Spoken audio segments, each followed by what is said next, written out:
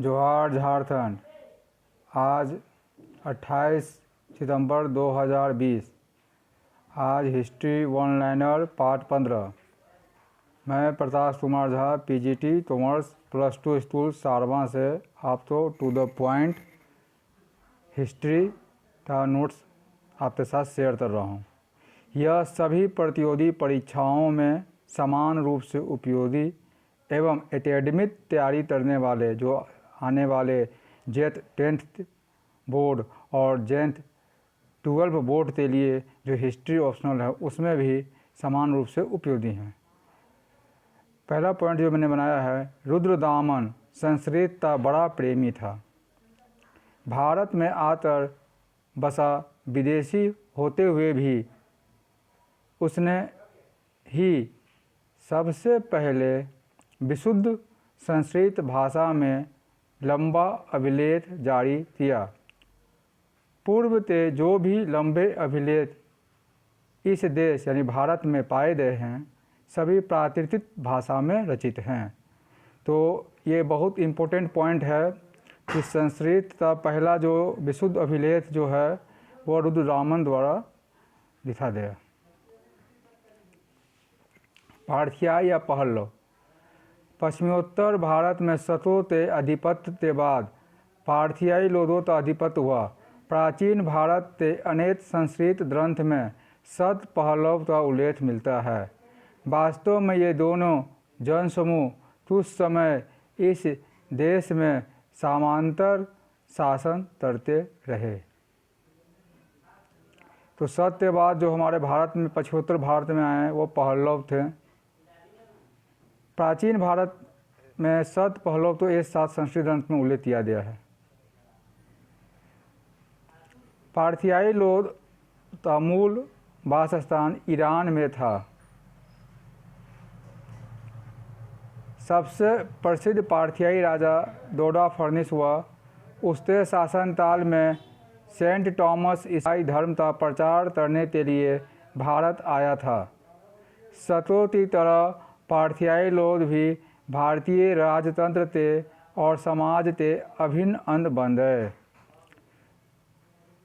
कुषाण पारथियाई के बाद कुषाण आए जो यूची और तोथारी भी कहलाते हैं। यूची कबीला 5 कुलों में बट गया था। कुषाण उन्हीं में से एक कुल के थे। वे उत्तरी मध्य एशिया के हरित मैदानों के खानाबदोश लोग थे और चीन के पड़ोस में रहते थे।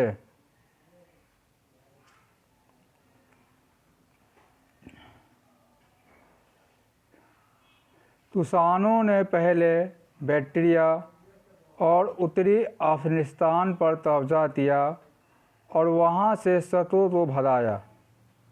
काबुल घाटी से हिंद कुश पार करके गांधार पर कब्जा किया और वहां यूनानियों और पारथियाओं को अपदस्थ कर सत्ता जमाई। अंततः उन्होंने निचली सिंधु घाटी पर तथा गंगा के मैदानों के अधिकतर हिस्सों पर भी अधिकार कर लिया।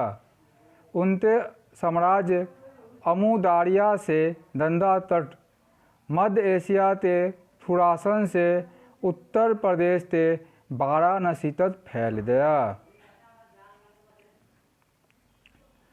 कुषाणों ने पूर्व सोवियत गणराज्य में शामिल मध्य एशिया का अच्छा खासा भाग, ईरान का हिस्सा, अफगानिस्तान का कुछ अंश, लगभग पूरा पाकिस्तान और लगभग समूचा उत्तर भारत, इन सारे भूभाग को अपने शासन के साये में कर दिया। इससे नाना प्रकार के लोगों और संस्कृतियों के आपस में घुल मिल जाने का विलक्षण अवसर आया और इस सम्मिश्रण की प्रक्रिया ने ऐसी संस्कृति को जन्म दिया जो आज के 9 देशों में फैली हुई है। कुषाणों के 2 राजवंश आते हैं जो बाद में एक आए हैं। जो एक के बाद एक है। पहला राजवंश की स्थापना टेडेफेसियस नामक सरदारों ते घरानों ने की। इस घराने का शासन 50 ईस्वी से 28 वर्षों तक चला और इसमें 2 राजा हुए। पहला टेडेफिसियस प्रथम, जिसने हिंद तुर्क के दक्षिण में सिक्के चलाए। उसने रोमन सिक्के की नकल करके तांबे के सिक्के ढलवाए। दूसरा राजा टेडेफिसियस द्वितीय, जिसने बड़ी संख्या में स्वर्ण मुद्राएं जारी की और अपने राज सिंधु नदी के पूर्व में फैलाया।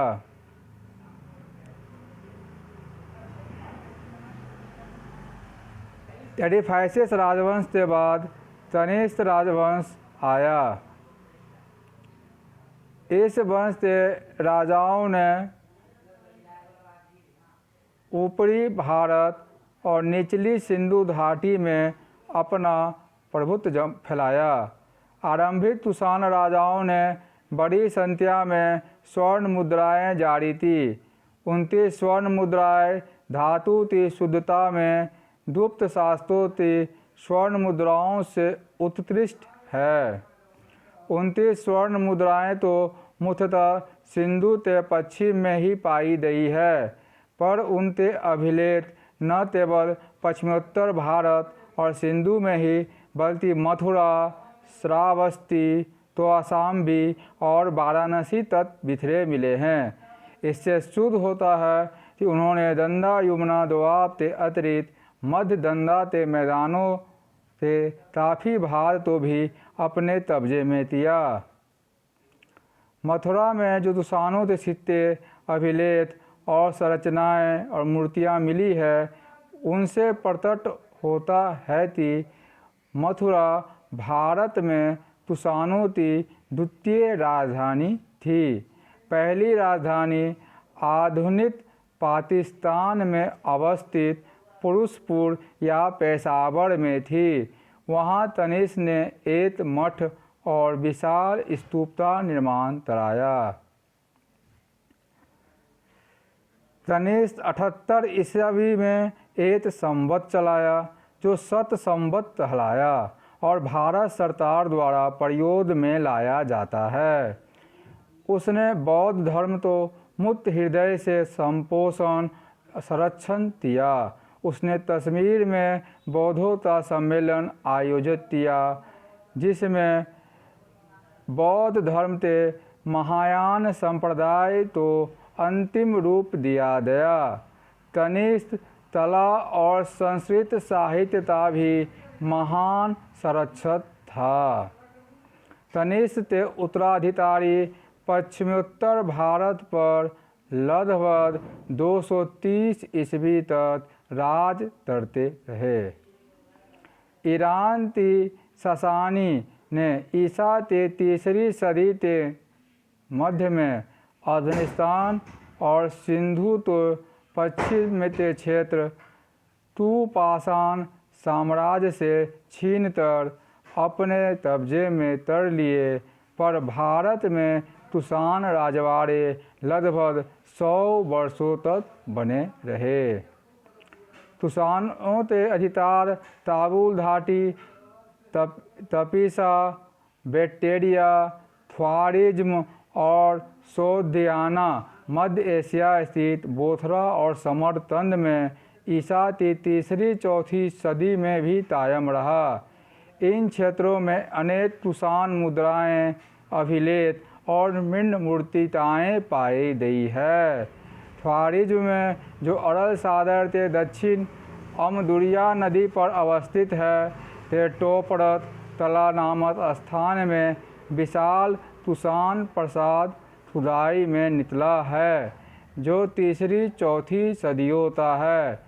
इसमें प्रशासनिक अभिलेखागार था, जो जहां आरमाइक लिपि और ख्वारिज्मी भाषा में लिखे पुरालेख और दस्तावेज रखे हुए थे। धन्यवाद।